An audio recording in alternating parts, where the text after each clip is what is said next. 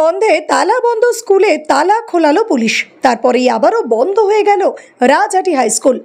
বিজেপির টাকা খানাকুল বন্ধে স্কুলের গেটে পড়ল তালা। শিক্ষক শিক্ষিকা থেকে ছাত্রছাত্রীরা রাজহাটি হাই স্কুলের সামনে দীর্ঘক্ষণ দাঁড়িয়ে থেকেও স্কুলের ভেতর ঢুকতে পারল না। স্কুলের গেটে তালা থাকায় সকলেই অপেক্ষামান। যদিও খানাকুলের বিজেপি বিধায়ক সুশান্ত ঘোষের দাবি, বন্যায় যে সমস্ত স্কুলগুলি বন্ধ ছিল সেই স্কুলগুলিতে পরীক্ষা চলছে, তাই শিক্ষক শিক্ষিকাদের অনুরোধে সেই সমস্ত স্কুলগুলিকে বন্ধের আওতার বাইরে রাখা হয়েছে। যে সমস্ত স্কুলগুলিতে কোনো পরীক্ষা নেই সেগুলি বন্ধ রয়েছে। যদিও শিক্ষকদের দাবি তারা অপেক্ষামান। দশম শ্রেণীর ছাত্র স্কুলে ঢুকতে না পেরে বাড়ি ফিরছে।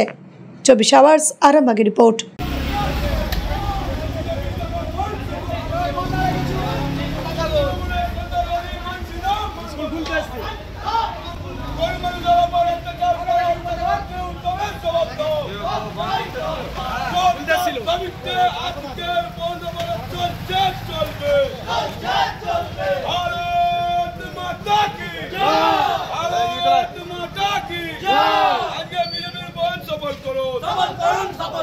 বিজেপির বন্ধ সফল করো, গরিব মানুষের উপর অত্যাচার হচ্ছে কেন? তৃণমূল কংগ্রেস জবাব দাও।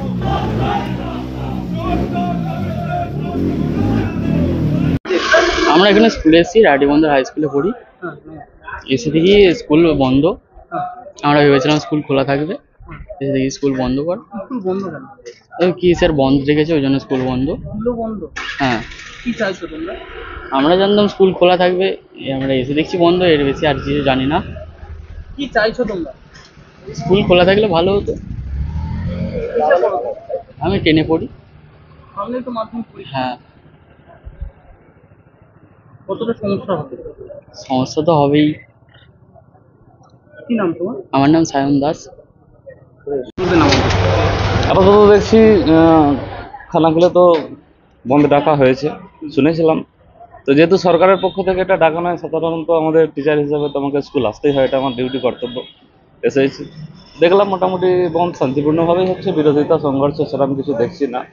তাহলে ধরে নিতেই হয় মানুষের সেখানে অবশ্যই সমর্থন আছে, শান্তিপূর্ণভাবেই বন্ধ হচ্ছে। স্কুল বন্ধ, ঢুকতে পারছি না। আরও আমাদের মাস্টারমশাইরা সব এসেছেন, দেখা যাচ্ছে যে স্কুলের পড়ুয়ারাও এসেছিল, তারাও এসেছিল। হ্যাঁ, ফিরে যাচ্ছে, কি হ্যাঁ। বলবেন? বন্ধ যদি ডাকা হয়ে থাকে বা বন্ধ যদি চলতে থাকে বা মনের সমর্থন নিশ্চয়ই মানুষের আছে, তবে শান্তিপূর্ণভাবে এটা হচ্ছে। তাহলে স্কুল যদি না খোলা হয় বাধ্য হয়ে তারা যাবে, এবং আমরা তো ঢুকতে পারছি না। আজকের বন্ধ সর্বাত্মক সফল। তৃণমূল কংগ্রেসের যে নোংরা রাজনীতি, বিশেষ করে গতকাল তৃণমূলের জেলা সভাপতি রামেন্দু সিংহ রায়ের নেতৃত্বে এখানে এক বাইক মিছিলের ডাক দেওয়া হয়েছিল বলপাই এলাকায়। সেই বাইক মিছিলে কোনো পারমিশন ছিল না। উইদাউট পারমিশন ছাড়া এই বাইক মিছিল করাচ্ছে পুলিশ। এই খানাকুল থানার ওসি, নির্লজ্জ ওসি, তৃণমূলের চটিচাটা ওসি, ইনি দাঁড়িয়ে থেকে তৃণমূল কংগ্রেসের এই র্যালিটাকে করিয়েছেন। কিভাবে করালেন উনি? যেখানে সেই র্যালির পারমিশন নেই, উনি সেই র্যালিটা কিভাবে করালেন?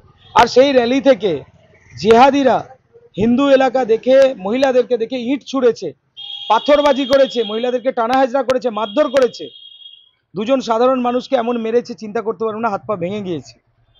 তো এই রকম ধরনের যে নোংরা অত্যাচার, বিশেষ করে এসসি সমাজের উপরে যে অত্যাচার চলছে, এই অত্যাচারের প্রতিবাদে আমরা খানাকুল বন্ধের ডাক দিয়েছিলাম 12 ঘন্টার।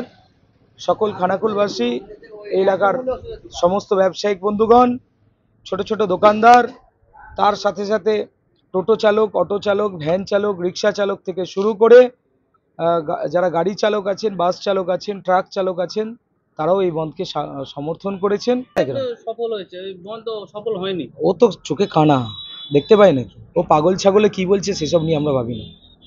দেখা যাচ্ছে যে বন্ধের জেরে কোনো একটা জায়গাতে, বন্দর এলাকায় ট্রলিতে করে একটা রোগীকে নিয়ে যাওয়া হচ্ছে, কি বলবেন? সেটা অ্যাম্বুলেন্স দিতে পারে না, সরকারের গাফিলতি।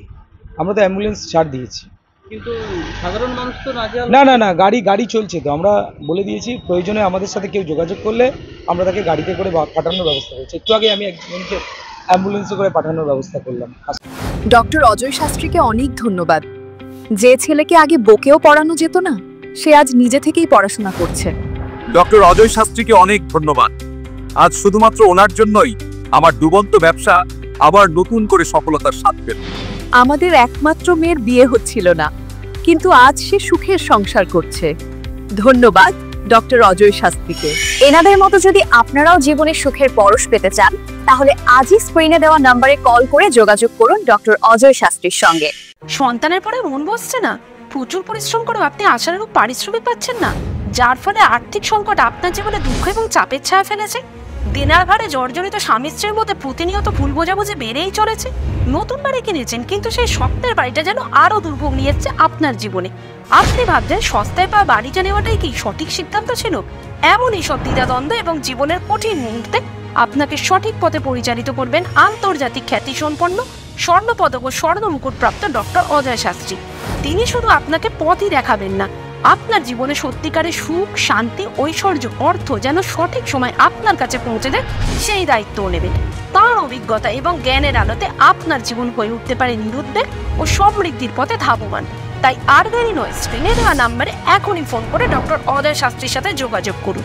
কে জানেন, হয়তো একটিমাত্র ফোনই আপনার জীবনকে বদলে দিতে পারে।